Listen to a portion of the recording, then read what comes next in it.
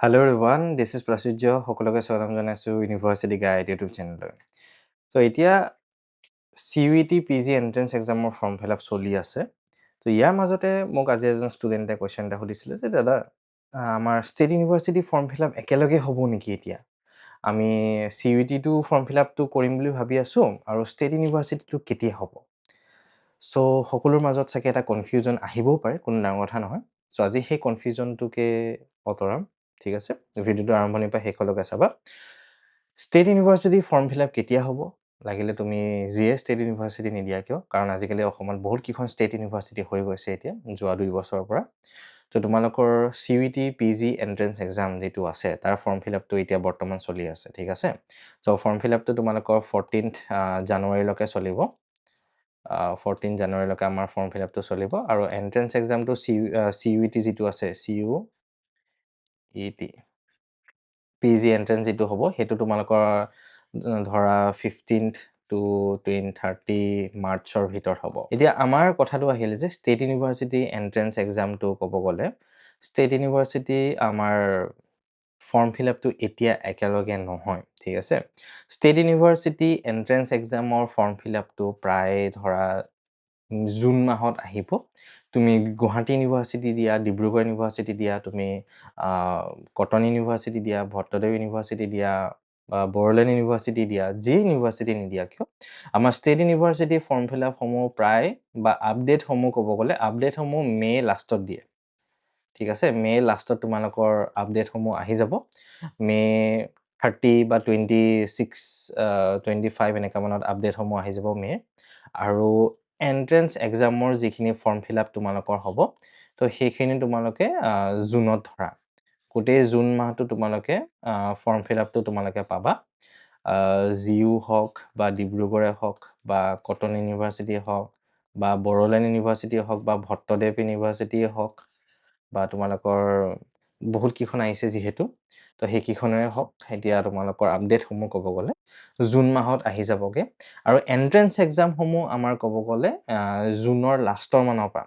এতিয়া Sivasagar university entrance এক্সামটো অলপ সোনকালে কণ্ডাক্ট কৰে। তো তেনেকৈ আৰু কেইখনমান ইউনিভাৰ্চিটি অলপ সোনকালে কৰে, কিছুমান অলপ দেৰিকৈ কৰে। সাধাৰণতে ক'ব গ'লে আমাৰ জুনৰ 25 মানৰ পৰা সিফালে যদি চাওঁ মই জুলাই, অ'কে?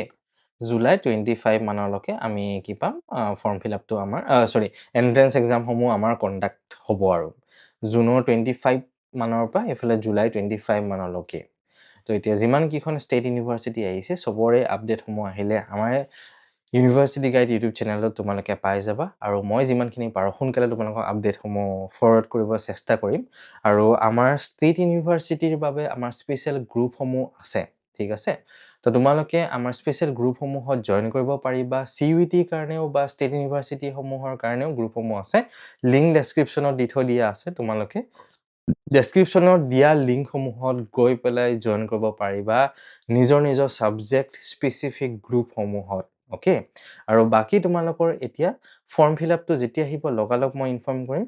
এতিয়া BEd এন্ট্ৰেন্সৰ কাৰণেও কাৰোবাৰ মাইণ্ডত আহিব পাৰে, মই এবাৰ জনাই দিছোঁ BEd এন্ট্ৰেন্সৰ ফৰ্ম ফিল আপটো মে লাষ্টত জুনত আহে ছেইম টাইমতে আৰু এন্ট্ৰেন্স এক্সামটো জুলাইতে হয়। তুমি এতিয়া BEd এন্ট্ৰেন্স ক'ব গ'লে আমাৰ মেইনকৈ তেজপুৰ ইউনিভাৰ্চিটিয়ে দিয়ে, আছাম ইউনিভাৰ্চিটিয়ে দিয়ে আৰু গুৱাহাটী ইউনিভাৰ্চিটি, ডিব্ৰুগড় ইউনিভাৰ্চিটি আৰু বড়োলেণ্ড ইউনিভাৰ্চিটি, এইকেইখন মেইনকৈ ইউনিভাৰ্চিটি দিয়ে। তেজপুৰৰ খুব কম লিমিটেড ছিট থাকে যিহেতু কেম্পাছতে হয়, বা আছাম ইউনিভাৰ্চিটিটো খুব লিমিটেড ছিট থাকে কাৰণ কেম্পাছতে হয়। আৰু বাকী গুৱাহাটীত বহুতকেইটা ছিট থাকে, ডিব্ৰুগড়তো ছিট বহুত থাকে আৰু বড়োলেণ্ডতো প্ৰায় থাকে আৰু এজ কম্পেয়াৰ টু গুৱাহাটী ডিব্ৰুগড়তকৈ অলপমান কম বড়োলেণ্ড ইউনিভাৰ্চিটিত, বাট থাকে অলপমান বেছি আৰু। তো সেইখিনি বিষয়ে তোমালোকে জুলাই মাহত মানে এন্ট্ৰেন্স এক্সামটো হ'ব আৰু আপকামিং ডেজত আপডেটখিনি তোমালোকে পাই থাকিবা। আমাৰ ইউনিভাৰ্চিটি গাইড ইউটিউব চেনেলটো ছাবস্ক্ৰাইব কৰিব নাপাহৰিবা। আৰু CUETৰ কাৰণে যদি প্ৰিপেয়াৰ কৰিম বুলি ভাবিছা বা কৰি আছা, তোমালোকৰ কাৰণে আমাৰ স্পেচিয়েল কোৰ্চসমূহো ৰেডি আছে। ৰেকৰ্ডেড কোৰ্চ খুব কম ফিজত তোমালোকে জইন কৰিব পাৰিবা, লিংক ডেছক্ৰিপশ্যনত দি থৈ দিয়া আছে।